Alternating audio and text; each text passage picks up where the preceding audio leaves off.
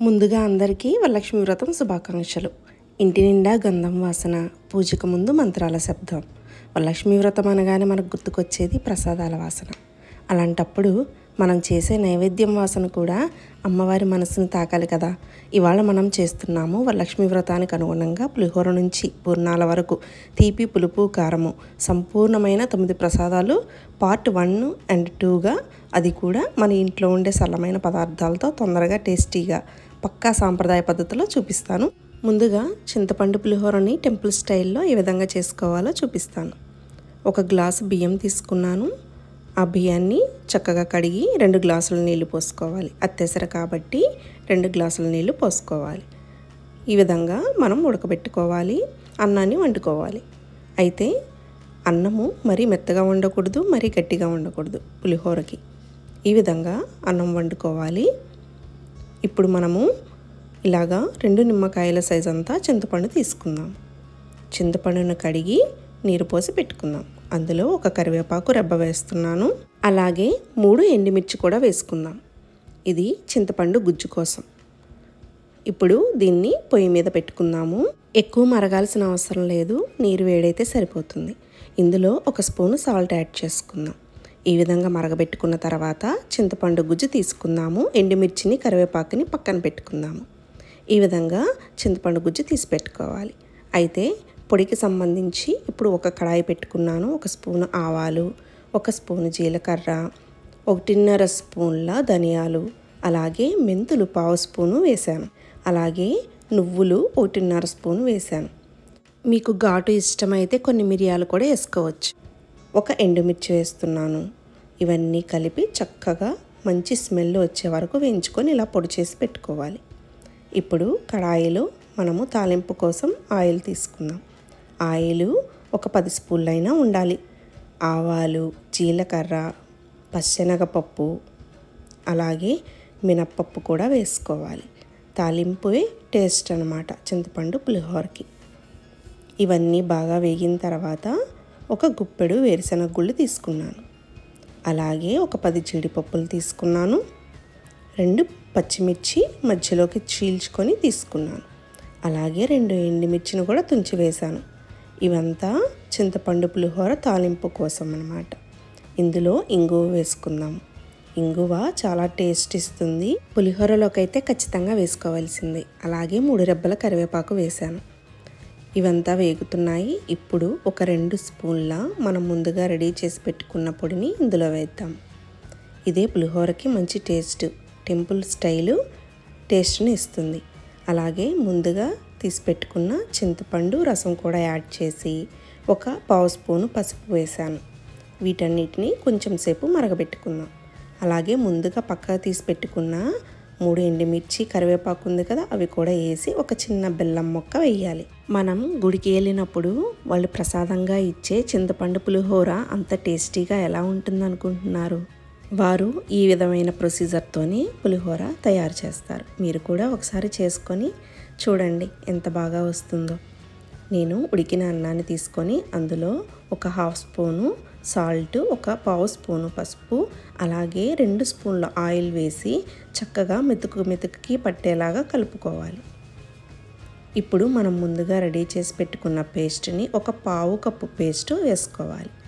మన టేస్ట్ని బట్టి, మనం తినే పులుపుని బట్టి వేసుకుంటే సరిపోతుంది. ఇప్పుడు ఈ పేస్ట్ని అన్నమంతా పట్టేలాగా నీట్గా కలుపుకోవాలి. ఇలాగా మెతుకుకి పట్టే విధంగా కలుపుకోవాలి. చూసారు కదా, ఎంతో సింపుల్గా, చాలా తొందరగా టెంపుల్ స్టైలు చింతపండు పులిహోర రెడీ అయిపోయింది. ఇప్పుడు అమృతం లాంటి దద్దోజనం ఎలా తయారు చేసుకోవాలో చూద్దాము. 1 గ్లాసు బియ్యానికి 2 గ్లాసుల నీళ్లు పోసుకోవాలి. ఈ విధంగా అన్నాన్ని మెత్తగా వండుకోవాలి. మరీ మెత్తగా అవసరం లేదు, కొంచెం మెత్తగా వండుకుంటే సరిపోతుంది. ఇందులో 1 స్పూన్ నిండా సాల్ట్ వేసుకుందాము. అలాగే 1 కప్పు నిండా గడ్డ పెరుగు తీసుకొని వేసుకుందాం. వీటన్నిటిని మంచిగా మిక్స్ చేసుకోవాలి. మరీ గట్టిగా అయితే కొన్ని వాటర్ కూడా కలుపుకోవచ్చు. మనం మధ్యాహ్నానికి తినే లెక్క అయితే కొన్ని పాలు కూడా కలుపుకోవచ్చు. అమృతంలా ఉంటుంది. ఇప్పుడు తాలింపు కోసం 6 స్పూన్ల ఆయిల్ తీసుకొని ఆవాలు, జీలకర్ర, మినప్పప్పు, పచ్చెనగపప్పు వేసి మంచిగా తాలింపు పెట్టుకోవాలి. ఈ విధంగా అన్నీ వేగిపోయిన తర్వాత ఒక పచ్చిమిర్చి కూడా వేస్తున్నాను. అలాగే ఒక 5 జీడిపప్పులు, 2 ఎండుమిర్చిని తుంచుకొని వేసుకోవాలి. చక్కగా వీటిని వేపుకుందాము. అలాగే 3 రెబ్బల కరివేపాకు వేస్తున్నాను. ఇవన్నీ వేగిపోయిన తర్వాత మనం ముందుగా కలుపుకున్న పెరుగు మిశ్రమంలో వీటిని వేసుకుందాం. చూసారు కదా, దద్దోజనం అయిపోయింది. నోట్లో పెట్టుకోగానే కమ్మగా అనిపించి గొంతులోకి వెన్నలాగా జారిపోయే దద్దోజనం రెడీ అయినట్లే. మీరు కూడా ఇలాగే తయారు చేసుకోండి. అలాగే నెక్స్ట్ పూర్ణాలు, అదే నెల్లూరులో అయితే సుఖీలు అని పిలుస్తారు. దాని ప్రాసెస్లోకి వెళ్దాము. ముందుగా పచ్చెనగపప్పు నానబెట్టుకున్నాను 1 కప్పు. అలాగే పైన పిండి కోసము వీడియోలో చూపిస్తున్న విధంగా 1/2 కప్పు బియ్యానికి 1/2 కప్పు మినప్పప్పు వేసి, అలాగే ఒక 4 మెంతులు వేసుకొని నానబెట్టుకొని పెట్టుకోవాలి ముందు రోజు రాత్రి. ఇలాగా 2 గంటలు నానబెట్టుకున్న పచ్చెనగపప్పుని మనము కుక్కర్లో పెట్టుకొని 3 విజిల్లు వచ్చే వరకు ఉడకబెట్టుకోవాలి. ఎటువంటిది వేయవలసిన అవసరం లేదు. ఉడకబెట్టుకునే ముందు ఈ విధంగా మెత్తగా ఉడకబెట్టుకొని అందులో ఉన్న వాటర్ని తీసేయాలి. తీసివేసి మెత్తగా రుబ్బుకోవాలి. పచ్చెనగపప్పుని మిక్సీ పట్టాల్సిన అవసరమే లేదు. అందులో బెల్లం 1/2 కప్పు వేస్తున్నాను. బెల్లం కరిగే వరకు గ్యాస్ పైన పెట్టుకొని తిప్పుతూ ఉండాలి. ఇప్పుడు 1.5 స్పూను యాలకుల పొడి వేసుకుందాము. ఇవంతా మంచిగా కలుపుకోవాలి. ఈ విధంగా మెత్తగా అయ్యే విధంగా కలుపుకుందాం. ఇప్పుడు దీన్ని ఫ్రిడ్జ్లో ఒక 2 గంటలన్నా పెట్టుకోవాలి. అంతలోపు మనము పైన ఉన్న పిండి కోసము మిక్సీ వేసుకుందాం. మినప్పప్పు, బియ్యము నానిపోయాయి. వాటిని మిక్సీ వేసుకోవాలి. వేసుకున్న తర్వాత ఈ విధంగా ఒక 1/2 స్పూను సాల్ట్ వేస్తున్నాను. ఈ మిశ్రమాన్ని మంచిగా కలుపుకోవాలి. ఫ్రిడ్జ్ నుంచి చూసారు కదా, లోపల ఉన్న పూర్ణం మిశ్రమం తీసాను. గట్టిగా అయిపోయింది. ఈ విధంగా మనము ఉండలు చుట్టుకోవాలి. ముందుగానే ఉండలు చుట్టి సిద్ధం చేసి పెట్టుకున్నాను. ఇప్పుడు ఒక కడాయిలో ఆయిల్ తీసుకోవాలి. సగభాగం వరకు తీసుకున్నాను. పూర్ణాలు మునిగే వరకు తీసుకోవాలి. ఈ విధంగా ఒక్కొక్క పూర్ణాన్ని వేసి మనము ఆయిల్లో ఫ్రై చేసుకోవాలి. పూర్ణాలు ఈ విధంగా వేసేసిన తర్వాత ఆయిల్లో ఫ్రై చేసుకొని తీసేస్తే పూర్ణాలు రెడీ అయిపోయినట్లే. పూర్ణాలు వేగాక తీసేసుకోవడమే ఇంకా పూర్ణాలు రెడీ అయినట్లే. చూడండి లోపల ఫిల్లింగ్ ఎంత బాగా వచ్చిందో. కరెక్ట్ అయిన తీపి కూడా ఉంది. చాలా చక్కగా వచ్చాయి. మీరు కూడా ట్రై చేయండి ఈ కొలతలతోటి. నెక్స్ట్ రెసిపీ అయిన మసాలా వడ, అమ్మవారికి ఎంతో ఇష్టమైన మసాలా వడ. దీన్ని అంబోడే అని కూడా అంటారంట. ముందుగా 1 కప్పు పచ్చెనగపప్పుని నానబెట్టి పెట్టుకోవాలి ఒక 6 గంటల ముందు.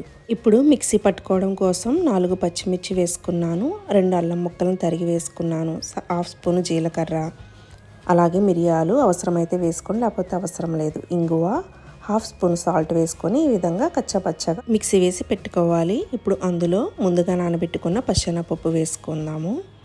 అలాగే కొంచెం పచ్చెనగపప్పుని విడిగా తీసి పెట్టుకుందాం. మిక్సీలో 1/2 స్పూన్ సాల్ట్ యాడ్ చేసుకొని మిక్సీ పట్టుకోవాలి ఈ విధంగా మెత్తగా. అందులో మనం ఇందాక తీసి పెట్టుకున్న పచ్చెనగపప్పుని వేసి, పుదీనా కొద్దిగా, కరివేపాకు 2 రెబ్బలు కట్ చేసి వేసుకోవాలి. కొత్తిమీర 1 కట్టున్నర వేసుకోవాలి. ఈ ఆకుకూర భాగం ఎక్కువ ఉండాలి, అందుకని ఎక్కువ వేసుకోండి. అలాగే పసుపు 1/2 స్పూన్ యాడ్ చేసి మెత్తగా పిసుక్కొని కలిపిలాగా పెట్టుకోవాలి. ఈ విధంగా గారెలు ఎలా వేస్తామో అలాగా మనం వేసుకోవాలి. కాకపోతే మధ్యలో హోల్ ఉండకూడదు. ఈ వడలని మంచిగా వేయించుకొని అమ్మవారికి నైవేద్యంగా సమర్పించండి. అమ్మవారికి చాలా ఇష్టమైన మసాలా వడ అంటే ఇది. ఈసారి ప్రత్యేకంగా ఇది తయారు చేయండి. చాలా బాగా వచ్చాయి. బయట క్రిస్పీగా, లోపల మెత్తగా, కారం కారంగా వడలు మాత్రం అద్భుతంగా వచ్చాయి. ఈసారి వరలక్ష్మి వ్రతానికి ఈ వడల్ని మీ ఐటమ్స్లో చేర్చుకోండి. అమ్మవారికి ఎంతో ఇష్టమైన మసాలా వడ రెడీ అయినట్లే. ఇప్పుడు మన నెక్స్ట్ రెసిపీ అయిన చక్కెర పొంగల్ ఎలా చేసుకోవాలో చూద్దాం. 1/2 కప్పు బియ్యము, 1/2 కప్పు పెసరపప్పు వేసి ఒకసారి కడిగి వెంటనే నీరు వంపి పెట్టుకోండి. ఇప్పుడు ఒక గిన్నె తీసుకొని 2 స్పూన్ల నెయ్యి వేసి ఈ విధంగా కడిగి పెట్టుకున్న బియ్యాన్ని, పెసరపప్పుని కలిపి వేసి ఈ విధంగా పొడి పొడిలాడుతూ వేయించండి. తర్వాత ఇందులో 1 కప్పు నీళ్లు పోసుకోండి. 2 విజిల్లు వచ్చే వరకు కుక్కర్ మూత పెట్టి ఉడికించండి. ఈ విధంగా 2 విజిల్లు వచ్చేసిన తర్వాత మనకి పొంగలి ఉడుకుతుంది. అప్పుడు అందులో 1/2 కప్పు షుగర్ యాడ్ చేసుకోవాలి. ఇది చక్కెర పొంగలి, బెల్లం యాడ్ చేయొద్దు. షుగరు కరుగుతూ ఉండేలోపు మనము 1 స్పూనున్నర యాలకుల పొడి యాడ్ చేసుకుందాము. షుగర్ని కరిగే వరకు మిశ్రమాన్ని కలుపుకొని 2 స్పూన్ల నెయ్యి దిట్టించుకొని వేసుకుంటూ కలుపుకుందాం. చక్కెర పొంగలికి చక్కెర వేస్తేనే టేస్ట్. ఇప్పుడు మనము పచ్చకర్పూరము కొంచెం యాడ్ చేద్దాం. ఈ విధంగా రెడీ అయిన తర్వాత ఇప్పుడు మనం 1 స్పూన్ నెయ్యి తీసుకొని అందులో తరిగి పెట్టుకున్న ఎండు కొబ్బరి ముక్కలు, తర్వాత జీడిపప్పు కూడా మనం వేసుకోవాలి. 10 జీడిపప్పులు వేసుకొని చక్కగా వేయించుకుందాం. నేతిలో వేగిన జీడిపప్పు, ఎండు కొబ్బరిని ఇప్పుడు మనము పొంగల్లో కలుపుకుందాం. చక్కెర పొంగలి రెడీ అయిపోయినట్లే. ఎంతో మృదువుగా నోట్లో పెట్టుకుంటే కరిగిపోయే చక్కెర పొంగలి చాలా సులువుగా ఈజీగా చేసుకోవచ్చు. అమ్మవారికి చక్కెర పొంగల్ని చేసి ప్రసాదంగా నివేదిస్తే ఇంకా మీ కోరికలన్నీ తీరినట్టే. నిజమండి, అంత బాగా వచ్చింది చక్కెర పొంగలి. చాలా మృదువుగా చిన్నపిల్లలు కూడా తినేలాగా ఎంతో మంచి టేస్ట్ తోటి, స్మెల్ తోటి చాలా బాగా వచ్చింది ఈ చక్కెర పొంగలి. మీరు కూడా ఒకసారి తయారు చేసి చూడండి, అమ్మవారికి నివేదించండి. మిగతా 4 రెసిపీస్ రేపు పార్ట్ 2లో పెడతాను. ఖచ్చితంగా ఈ 9 ప్రసాదాలు మీరు వరలక్ష్మి వ్రతానికి ట్రై చేయండి.